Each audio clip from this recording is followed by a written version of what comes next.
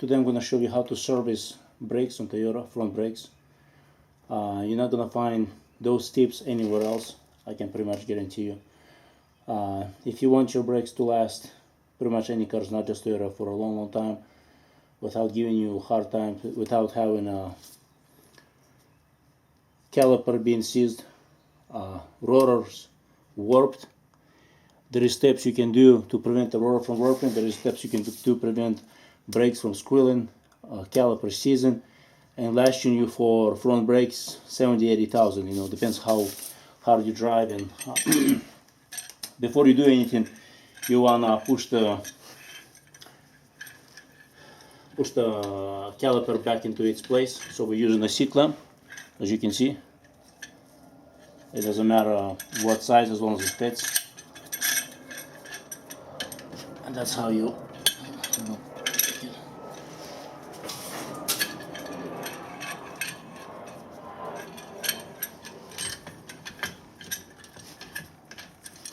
So that's the first step. You want to push it back.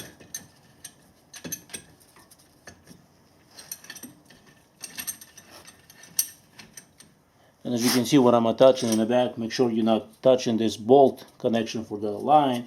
You don't want to damage that. Do it from the back. And just slowly push it in.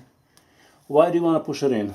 My recommendation, even without removing this caliper off completely, once a year, maybe once every other year, push it in, make sure that the cylinder in the back is lubricated with the brake fluid. It prevents from seizing it, being stuck. Since my brakes are good, I'll show you, my pads are good actually. I couldn't push much far in, and that's the reason. So we'll see if I can shine some light. I don't know if you can see or not. You're not gonna see on the inside there because it's pushed in all the way in. But once I remove the bolts, these are 14 millimeters, common size on Toyotas. I'm gonna get a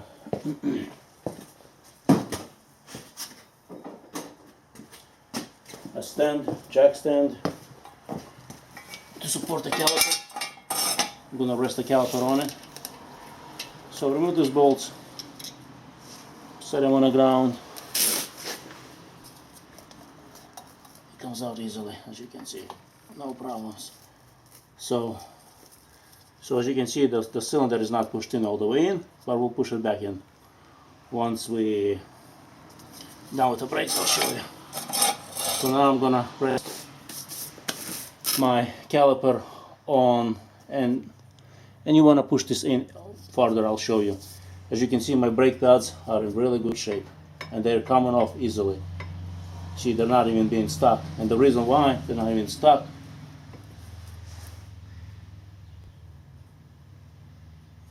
why they're coming off so easily, because, let me show you.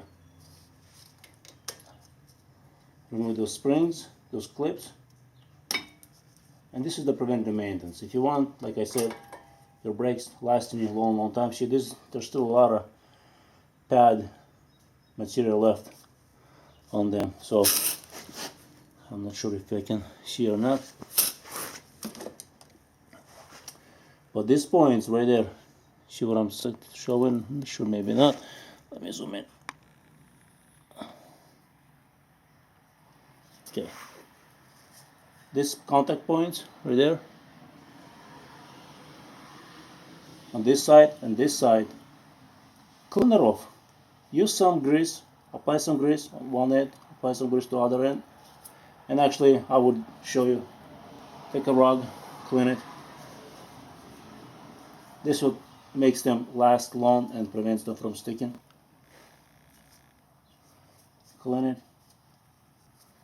Clean on this side. If there is any rust, take a little bit of sandpaper and just wipe it clean. So as you can see, I cleaned it. What's left is fiber of the rag, and it's not even rusted, because last year what I did, I applied some grease. This type of grease that I'm using It's a multi-duty complex grease, Super Tech from Walmart. As you can read, high pressure, high temp grease. It's a synthetic grease. And what you want to do is, I'll zoom out.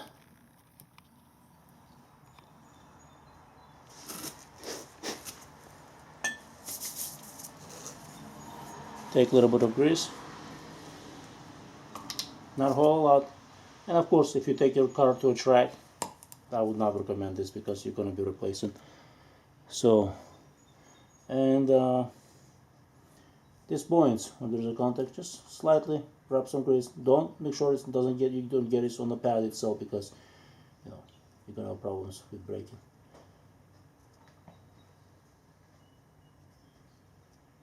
And apply some slightly light coat of grease one end, light coat of grease another end.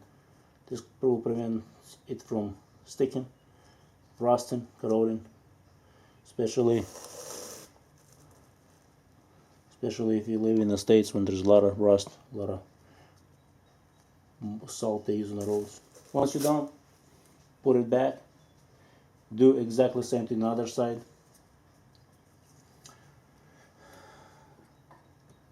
And it just slides in.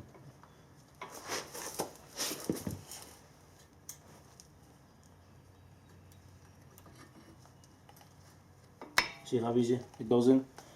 When it's all clean and nice and there's no any rust buildup, that's how it should be. And then your brakes don't squeal. I have 40,000 on the car, actually I think 42 or 43 coming out, and as you can see the brake pads are almost like brand new, you know, probably 10-15% or 20% are gone. The other thing you want to look is make sure this whatever they call them, these bolts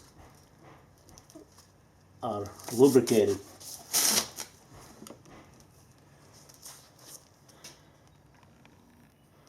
I want to zoom in so you can see. Now there, just back and forth, and that should come out.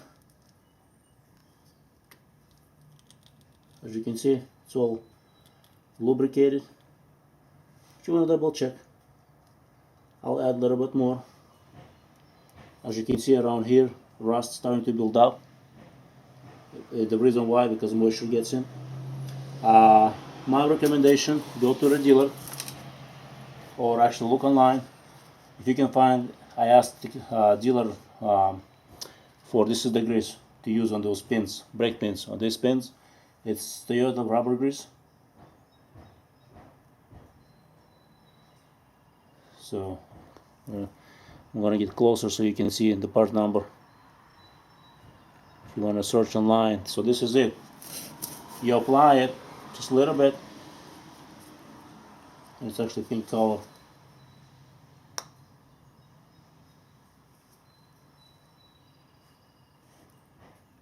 It will prevent from sticking, season, and my recommendation, do it a couple times a year. Actually, not a couple times, once a year, and you know it's not gonna hurt anything if you do it a couple times a year. I did last season in the fall and put it back. Maybe a good idea would be to spread it around.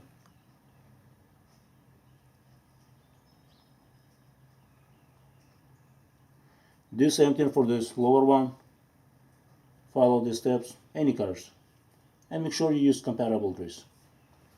Because if it's not compatible, just in a short time, it will get seized. Will just run off like water. Non-compatible grease, synthetic and non-synthetics, if they're not compatible, they're not gonna do actually. It's like having no grease at all. As you can see, there's a little bit coming out, but that's okay.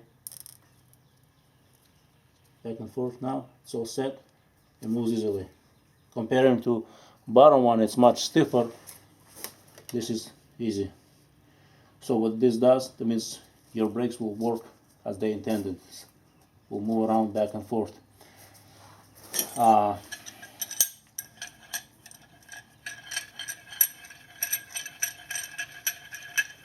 I'm going to push the caliper.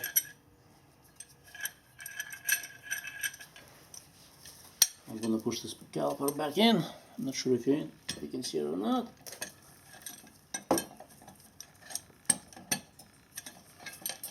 Actually, I'll move this a little closer here so you can see it. So I'm going to push the piston. Don't push it all the way too far, but so it's enough. It's back in its original place. It's all lubricated.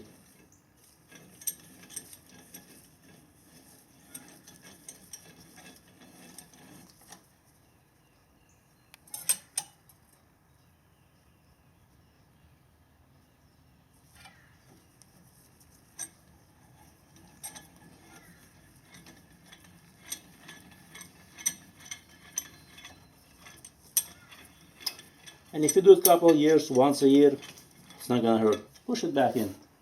Prevents from sticking, season, plus the brake fluid lubricates this piston, the brake piston itself, the caliper piston on the inside, prevents from sticking, rusting on the inside, and then once you're done, you lubricate contact points. On this side, you lubricate the pin, this bolt, whatever it's called, the brake pin. You make sure you put those springs back into the original spot. Sure, it gets pushed back, but you can. It's not that difficult to put it back on. What you can do is maybe so. This is it. What else? That's pretty much it with the brakes. Servicing. Sure, it's all lubricated and nice.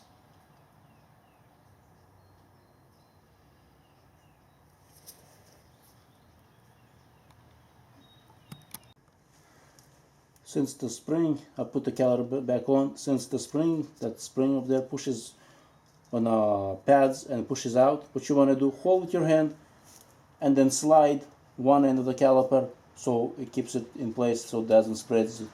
And then the other end, and just hold with one hand. There is room actually. Put it in, put your hand, hold it, slide it, put the bolts back on. As you can see, when it's all lubricated, it actually moves easily with your hand. Since I pushed the piston back into the caliper, brake piston that was on the inside, now there's a playroom.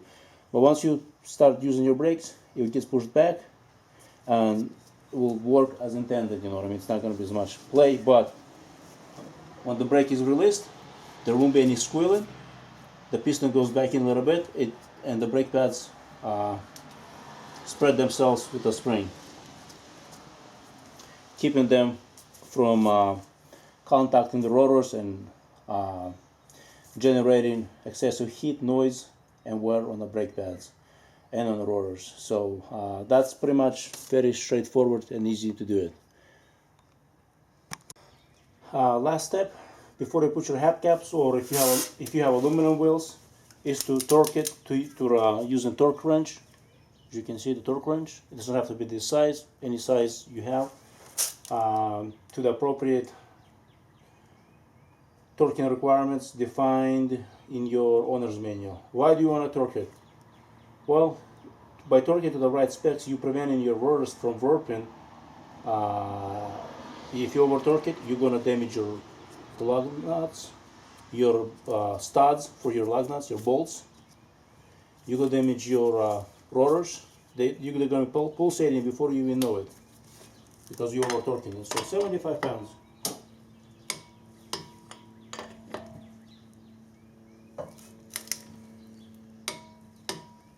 £75 on mine. Look at your specs. See, looks. It might be more, it might be less. And torque wrenches, they're not that expensive. If you look online, there's many companies sell them. It doesn't have to be 100%, you know what I mean, accuracy of 2-3%. It could be 5-8% accuracy. This is wheels we're talking about. And do for all wheels, not just the front, rear and back, any vehicles. Thank you.